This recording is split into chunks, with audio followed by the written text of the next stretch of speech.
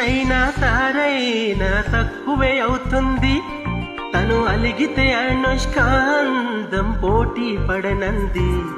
చీర కడితే సమంత కూడా పక్కకి పోతుంది. తన చూపుకు సీవెల్లైనా మళ్ళీ పాలమ్ముకుంటుంది. ఈ రేంజందా నేనే చూసింది లేదే, నీకెట్టా పడ్డాదో నాకు వివరించే. టిఫిన్ కోసమని బండి వేసుకుని వెళ్తుంటే చూసా, నిజంగా కళ్ళతో బండికే బ్రేకులేసింది. అదేదో హాయిగా నవ్వుతూ నన్ను బంధించేసింది.